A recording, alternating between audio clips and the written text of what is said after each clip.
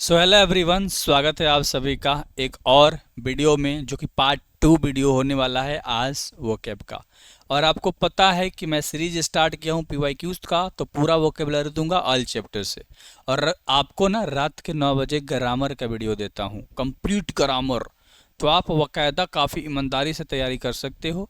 पूरा कंप्लीट पढ़ाता हूँ, जिससे बैच लेने की ज़रूरत नहीं पड़ती है बच्चों को। अच्छे तरीके से पढ़ाता हूँ, तो हर चीज़ काफ़ी ईमानदारी से आपको करना है। और अगर आप एसएससी के एग्ज़ाम में हो या बैंक के कोई भी एग्ज़ाम में हो, तो आप इस सीरीज़ को आराम से देखो, क्योंकि जितना पीछे क्वेश्चन पूछा गया है वे सारा का सारा है। तो ग्रामर का प्लेलिस्ट तैयार है, वोकैब का प्लेलिस्ट तैयार है। आप अगर नहीं देख पाते हो करेक्ट टाइम पे, तो आप बाद में देखो आराम से, जो भी आपका समय है।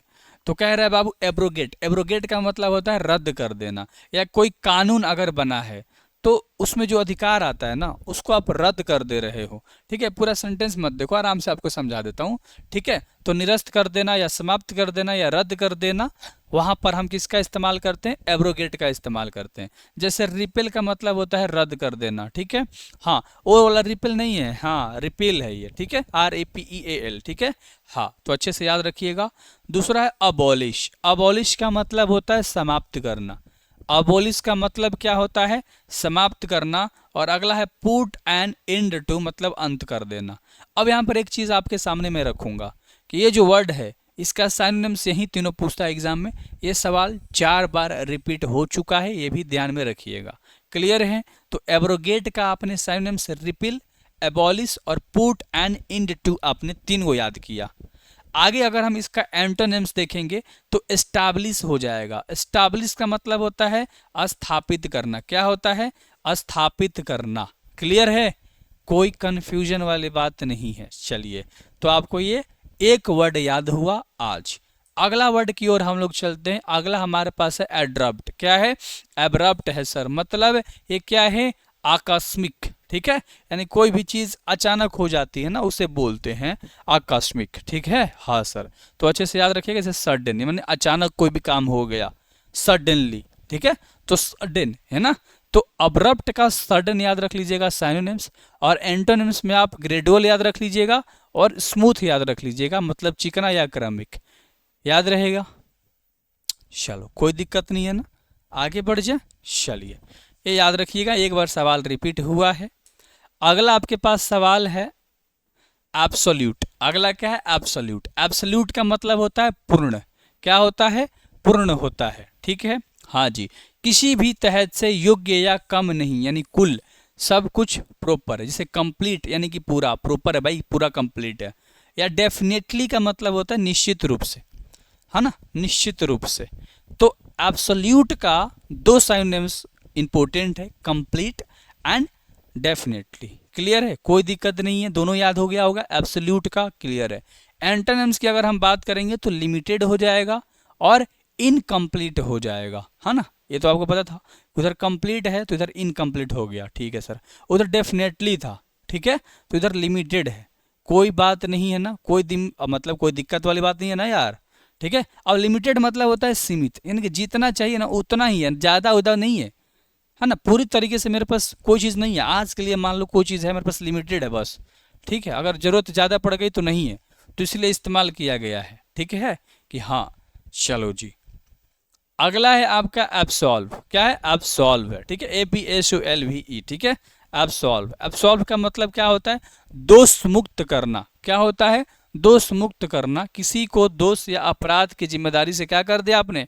मुक्त कर दिया। यानी कोई दोषी था, अपराधी था भाई, उसको आज़ादी दे दी गई। ठीक है, हाँ, तो उसे हम बोलते हैं। जैसे कि अगर हम आराम से अगर आपको हम बताएं, तो जिसे कोई सजा पाता है, एक्यूज्ड होता है ना, एक्यूज्ड आप बोलते हो, एक्यूज्ड का ये उल्टा है एब्सॉल्व। ठीक है, ध्यान से देखना। जैसे एक्वाइट मतलब दोष मुक्त कर देना, और पार्डन मतलब क्षमा होता है। दोनों आपको याद था। और उसका उल्टा क्या हो जाएगा? दोष मुक्त का उल्टा क्या होता है? ब्लेम, मतलब दोष देना। ठीक है, उधर दोष ले छोड़ दिया, जो दोष लगा था उससे उसको आजाद कर दिया उधर। ठीक है, लेकिन यहाँ कह रहा है कि दोष लगा दो। कंडेम्ड का मतलब होता है निंदा करना उसका, और एक्यूज्ड का मतलब होता है आरोपी, यानी कि मुक्त नहीं हुआ, एक्यूज्ड है, आरोपी है भाई। अदालतों में सुनो ना, एक्यूज्ड को लाया जाए, एक्यूज्ड को लाया जाए। क्लियर है? हाँ, कंडेम्न याद रख लेना, जो कि बहुत इंपॉर्टेंट वर्ड है। शायद आप भूल जाओ, तो इसे 2-3 बार देख लेना ताकि आप भूल ना पाओ। VVI वर्ड है। क्लियर है? क्लियर है सर।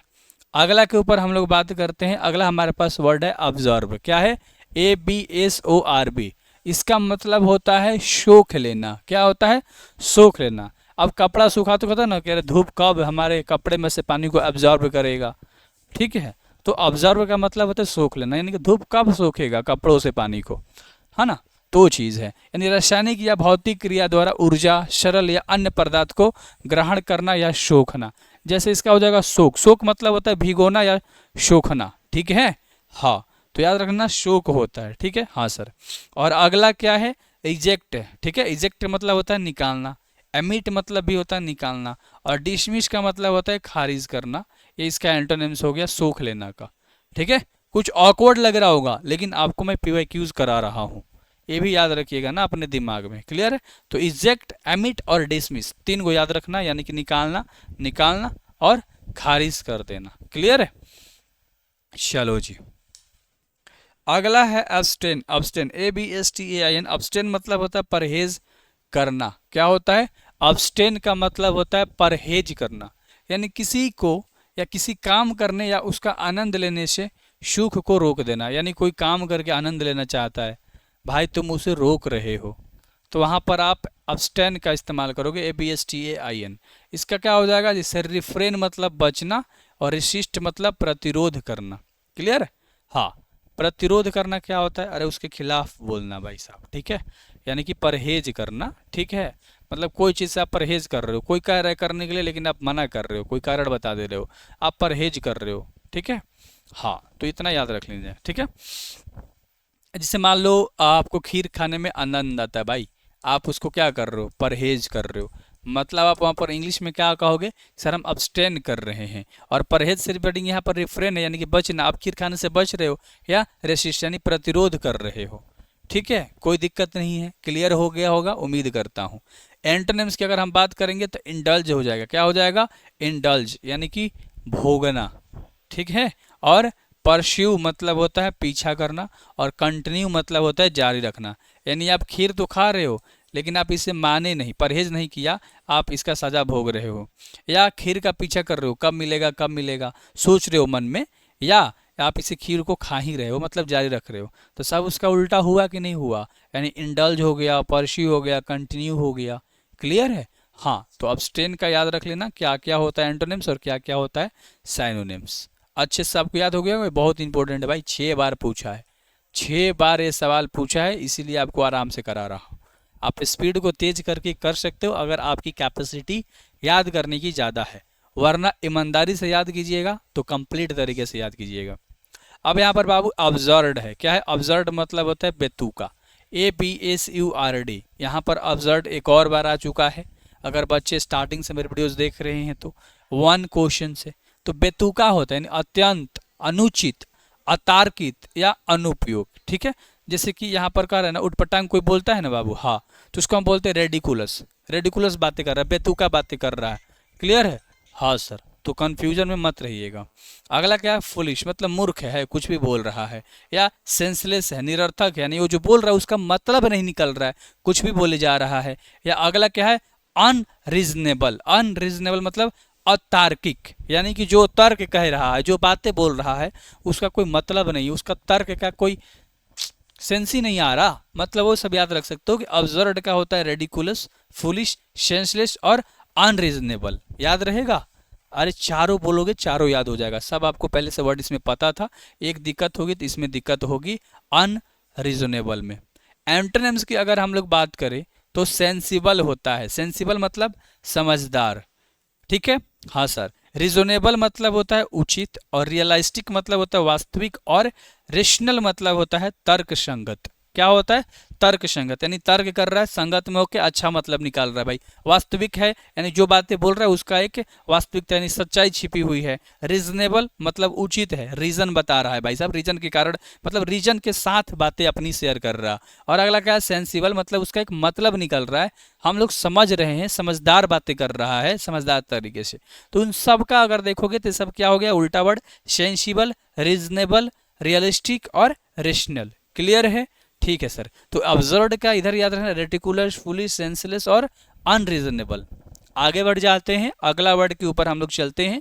ज़्यादा टाइम पास करने से कोई फायदा तो है नहीं, है ना। हाँ सर, अगला हमारे पास आ चुका है अबंडेंस। अबंडेंस मतलब होता है प्रचुरता, यानी किसी चीज की बहुत बड़ी मात्रा, है ना, ज्यादा मात्रा है, कम नहीं है, ज्यादा है भाई, इनाफ से ज्यादा है। यानी इनाफ का होता है काम चलाऊ है, लेकिन ज्यादा है, ठीक है। हाँ, जैसे कि प्लेथोरा हो जाएगा, इसका मतलब बहुतायत, यानी बहुत ज्यादा है। बहुतायत मतलब बहुत ज्यादा है, उसे हम इंग्लिश में बोलते हैं क्या, प्लेथोरा। क्या बोलते हैं, प्लेथोरा। और उसका एंटोनिम्स की अगर हम बात करें तो स्कैरसिटी हो जाएगा, यानी कमी। देखो उधर ज्यादा है, इधर कमी होगी ना, तो स्कैरसिटी हो जाएगा। व्यर्थ हो जाएगा मतलब अभाव, ठीक है, व्यर्थ, ठीक है, दर्थ मत कहना, व्यर्थ कहना, ठीक है। यहाँ पर क्या है, मैग्रेनस है, ठीक है। मैग्रेनस मतलब होता है कमी, स्कैंटी मतलब होता है अपर्याप्त, और शॉर्टेज मतलब होता है कमी। क्या बात क्लियर है सर? बिल्कुल क्लियर है। आपको साइनोनिम्स याद हो गया होगा, क्योंकि एक ही था, प्लोथेरा था अबंडेंस का, लेकिन एंटोनिम्स बहुत ज़्यादा है।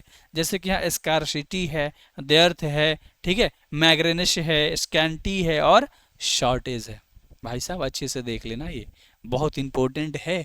4 बार रिपीट हुआ है, तो कोई रिस्क लेने वाला बात नहीं करना, यहाँ पर पूरा पूरा इसको निपटा डालना है, अच्छे से याद कर लेना है भाई साहब, ठीक है। मैं आप ही से बात कर रहा हूँ, अरे हाँ हाँ आप ही से बात कर रहा हूँ, पूरा याद कर लेना है। आगे बढ़ जाते हैं, अगला कह रहा है कि अबाडेंट, ठीक है, मतलब प्रचुर, वही है ना।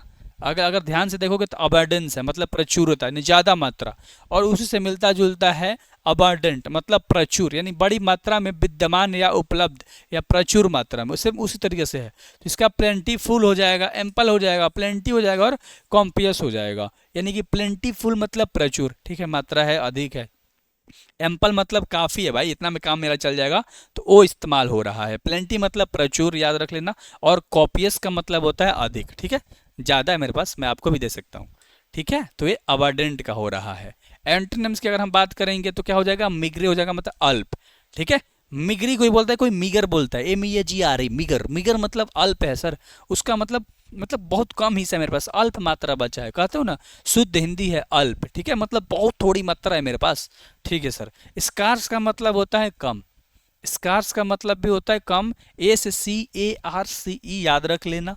अगला है इनसफिशियंट मतलब अपर्याप्त, ज्यादा नहीं है, अपर्याप्त है भाई, पर्याप्त का मतलब है, अपर्याप्त का मतलब कम है मेरे पास, और स्कैंट का मतलब होता है अपर्याप्त, ठीक है। हाँ, तो अच्छे से कौन कौन वर्ड याद रखोगे, मेगर, स्केयर, इनसफिशियंट और स्केंट याद रखोगे एंटोनिम्स के रूप में अबाडेंट का। लेकिन साइनोनिम्स के रूप में प्लेंटीफुल, एम्पल, प्लेंटी और कॉपिशियस याद रखोगे। आगे बढ़ जाए, ठीक है, चलो यहाँ पर कॉपियंस, ठीक है। हाँ, आगे बात कर लेते हैं एब्यूज या एब्यूजिव, मतलब गाली या अपमानजनक। ये सबको पता था, एब्यूज मतलब गाली होता है, ठीक है, और एब्यूजिव मतलब अपमानजनक, अपमानजनक, ठीक है सर। ठीक है, क्रूरता या हिंसा से व्यवहार करना, यानी बहुत गलत तरीके से कोई व्यवहार कर रहा है आपके पास, या इस तरह से प्रयोग या व्यवहार करना जिससे नुकसान या हानि हो, ठीक है। तो ये पूरा सेंटेंस है जो कि मैं आपको लिख के समझा रहा हूँ। अब अब्यूज या एब्यूजिव का साइनोनिम्स क्या होगा, आप कहोगे सर स्कोर्न हो जाएगा, SCORN, ठीक है, और हार्म हो जाएगा मतलब नुकसान, हार्म मतलब नुकसान। चलिए सर हमें पता है। एंटोनिम्स की अगर हम बात करेंगे तो एप्लॉज, एप्लॉज का मतलब होता है सराहना, इधर हम बड़ाई कर रहे हैं किसी की और उधर हम निंदा कर रहे हैं किसी का, है ना, यानी तिरस्कार कर दे रहे हैं भाई, स्कॉर्न कर रहे हैं, हार्म कर रहे हैं, नुकसान कर रहे हैं, गलत शब्द का इस्तेमाल करके। यहाँ का एप्लॉज मतलब होता है सराहना करना, और लाउडेटरी का मतलब होता है प्रशंसात्मक, ठीक है, यानी कि आप किसी की क्या कर रहे हो, प्रशंसा कर रहे हो, तो वहां पर आप कौन से वर्ड का इस्तेमाल करोगे, आप लाउडेटरी का इस्तेमाल करोगे। क्लियर, कोई दिक्कत है तो याद हो गया होगा दोनों वर्ड। और इधर साइनोनिम्स में भी स्कॉन और हार्म याद हो गया होगा, एब्यूज और एब्यूजिव का। क्लियर, आगे बढ़ जाते हैं, ये सवाल इजी था। अगला हमारे पास सवाल जो है, अगला है एकेड, है ना, क्या है, एकेड है, ACCEDE। क्लियर है, एकेड, एकेड का मतलब होता है सहमत होना। क्या होता है, सहमत होना, जैसे किसी मांग या अनुरोध की संधि पर सहमत हो जाना, या कोई मांग रहा है या संधि कर दिया। संधि का मतलब क्या होता है भाई साहब, जैसे कि दो लोग हैं, दोनों में बहुत लड़ाई झगड़ा चल रहा है, तो संधि कर लिए, मतलब शांत दिमाग से आए, संधि कर लिए कि चलो अब ना तुम्हारे मतलब तुम्हारे ओर से कोई एक्टिविटी होगी ना मेरे ओर से कोई एक्टिविटी होगी, उस रूप में। ठीक है, तो एकेड का क्या हो जाएगा बाबू, कंसेंट हो जाएगा। ठीक है, हाँ सर, कंसेंट मतलब सहमति।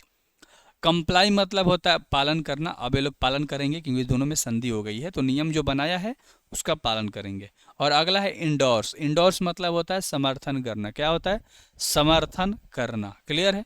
इसका एंटोनिम्स की बात करेंगे तो डेनी हो जाएगा, मतलब इनकार करना। और डिसअप्रूव है ना, डिसअप्रूव बोल सकते हो, डिसअप्रूव। ठीक है, डिसअप्रूव नहीं, डिसअप्रूव। ठीक है, मतलब अस्वीकार कर देना। ठीक है, अस्वीकार कर देना, है ना। चलो जी, ये 2 बार सवाल रिपीट हुआ है। कितना बार, 2 बार। ठीक है, आगे बढ़ जाए। मैं केवल आपको दिखाता नहीं, मैं आपको पूरा ट्राई करता हूँ कि कैसे याद करा दूँ। मैं आपको पूरा ट्राई करता हूँ कि मैं आपको कैसे याद करा दूँ अभी वीडियोस में ही। 40%, 50%, 20% आपके माइंड में अगर मैं इंजेक्ट कर पाया तो आपको पूरा याद हो जाएगा। अगला है एसेसरी। अगला क्या है, एसेसरी। एसेसरी का मतलब होता है सहायक या उपकरण, जैसे वह चीज़ जिसे किसी अन्य चीज़ में जोड़कर उसे अधिक उपयोगी या बहुमुखी आकर्षक बनाया जा सकता है।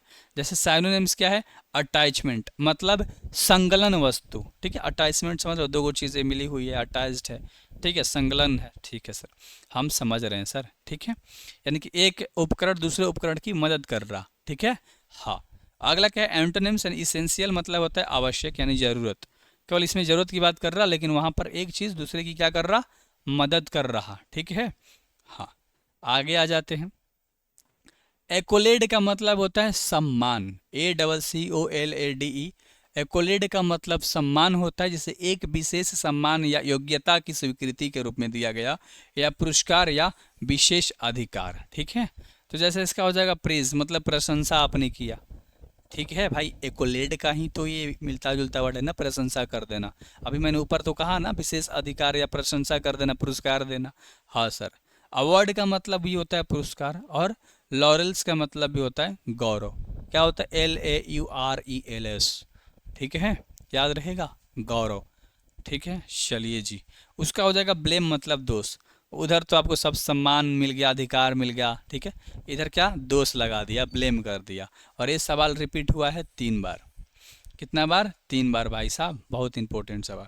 अगला सवाल हमारे पास जो कि 6 बार रिपीट हुआ है, इसे काफ़ी बाकायदा याद करेंगे। ठीक है, अकॉम्प्लिश। अकॉम्प्लिश मतलब होता है सफल होना, ACCOMPLISH। अकॉम्प्लिश का मतलब होता है सफल होना, जैसे कि सफलतापूर्वक प्राप्त करना या पूरा करना। जैसे अचीव मतलब प्राप्त करना, अटेन मतलब हासिल कर लेना, ATTAIN, अटेन मतलब हासिल कर लेना। क्लियर है सर, बिल्कुल क्लियर है। अगर हम एंटोनिम्स की बात करें तो फेल मतलब हो जाएगा असफल, मिस मतलब होता है छूट जाना, और फैस्को, FIASCO, फैस्को मतलब होता है असफलता। ये जरूर याद रख लेना। आपको मिस और फेल 2 पता था, लेकिन आपको फैस्को नहीं पता था, FIASCO। तो जरूर देखना क्योंकि 6 बार सवाल आ चुका है ना। अकम्प्लिश। अगला कह रहे हैं अकॉर्ड। अकॉर्ड का मतलब होता है समझौता, ACCORD। अकॉर्ड, अकॉर्ड का मतलब होता है समझौता। जैसे किसी को शांति या पद प्रदान कर देना, वो समझौता होता है। जिसे इसका बोलते हैं कन्फर। क्या हो सकता है, प्रदान कर देना, CONFER, कन्फर। कन्फर मतलब प्रदान कर देना। क्लियर है। और अगला क्या है, एंटोनिम्स, डिसएग्रीमेंट। अगला क्या है, डिसएग्रीमेंट मतलब असहमति। अब सहमत ही नहीं हुआ कि उसे प्रदान करेगा, भाई असहमत है तो क्या देगा, तो डिसएग्रीमेंट। क्लियर है ना, कोई दिक्कत नहीं था, खत्म हो गया। अगले लेक्चर में ये पार्ट 3 का लाने वाला हूँ, याद रख लीजिएगा। क्लियर है, ज़रूर सब्सक्राइब कीजिएगा। ठीक है, हाँ जी। तो ज़रूर तरीके से पूरा इंग्लिश आप कंप्लीट कर पाओगे एंड मज़े तरीके से पूरा उखाड़ पाओगे। So thank you very much everyone. मिलते हैं अगले क्लासेस में 6 बजे सुबह के। एंड मैं उम्मीद करता हूं कि ये PYQ सीरीज़ आपको पसंद आया होगा, क्योंकि यूट्यूब के इतिहास में ये पहला बार वोकैब का जो सीरीज़ है वो वैसा लॉन्च हुआ है, पार्ट वाइज, डेली 15-15 सुबह के 6 बजे आप गर्दा मचा सकते हो। So thank you very much. मिलते हैं कल के क्लासेस में 6 बजे। और अगर आप बाद में वीडियो देख रहे हो तो जाओ प्लेलिस्ट में, सारा का सारा PYQ करो ईमानदारी से। Thank you very much.